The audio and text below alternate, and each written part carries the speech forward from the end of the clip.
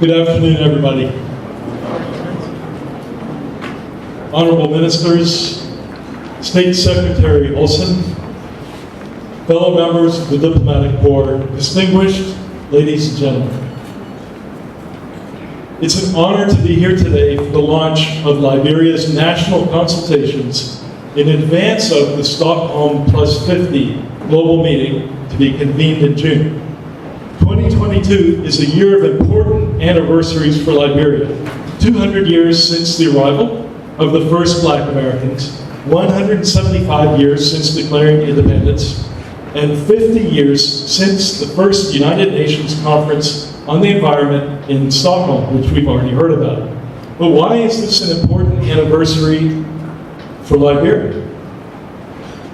Because, like the United States and more than 100 other countries, Liberia was present at the Stockholm meeting 50 years ago with a 4-person delegation led by the Minister of Agriculture and Forestry, Anthony Said.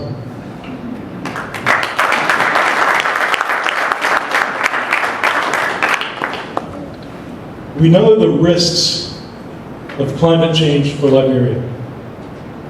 As the World Bank has pointed out, Liberia is highly vulnerable to the adverse effects of climate change and highly vulnerable to environmental instability due to extreme poverty and high dependence on climate-sensitive sectors such as agriculture, forestry, fisheries, and energy.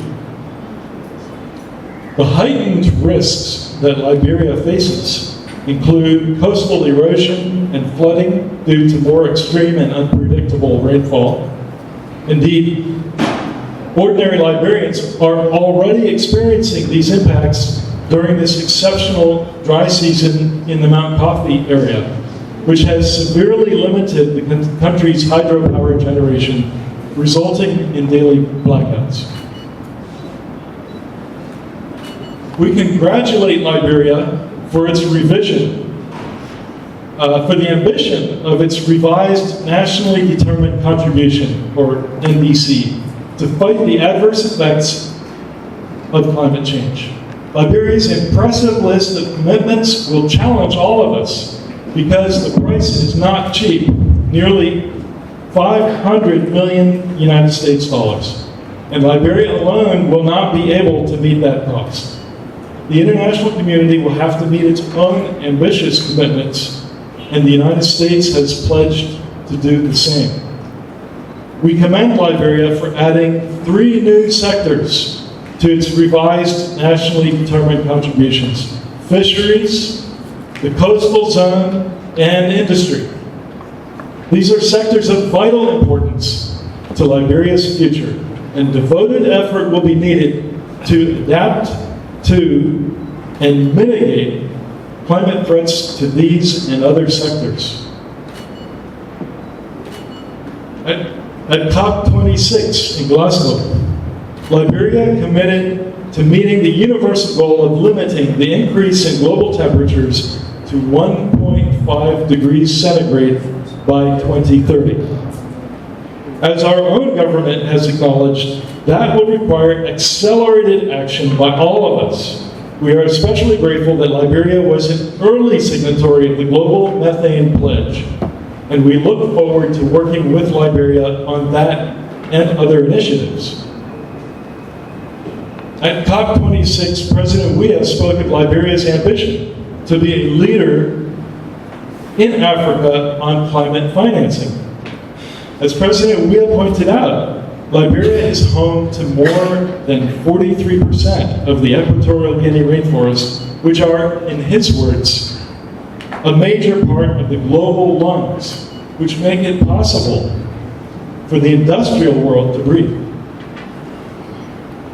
We urge Liberia's efforts to protect these forests while also finding ways for the Liberians who depend on the forests for their livelihoods to sustain them and prosper. These are big challenges, and they're not made any easier to accomplish in the face of a global pandemic. one of 3 leadership dialogues in Stockholm will focus on achieving a sustainable and inclusive recovery from COVID-19. It will be important for all of us to continue to work with Liberia to prevent the spread of COVID-19 while also helping Liberia accelerate its economic growth. An important aspect of a sustainable recovery from COVID-19 is vaccination to prevent future infections. The United States has donated nearly 1.3 million doses of vaccine to Liberia, and together with donations from other countries, 23% of the population has been fully vaccinated. But that is still far short of the 70% target for Africa set by the World Health Organization by the end of June 2022. We urge Liberia to continue to accelerate its vaccination efforts, and we will continue to work with Liberia to accomplish this worthy goal. One of the themes of Stockholm+50 is mobilizing innovative and bold action by collaboration with business. We want to see free enterprise flourish in Liberia in a way that develops the vast talent of its people and sustains its rich environmental advantages, its beautiful landscapes, its exceptional biodiversity, and its abundant natural resources. But that will not happen if Liberia does not have an inclusive, transparent, and corruption-free political system. We are pleased that Liberia has pledged for these upcoming consultations to be inclusive and meaningfully involve all stakeholders. We look forward to seeing what new action-oriented ideas are developed to bring to Stockholm.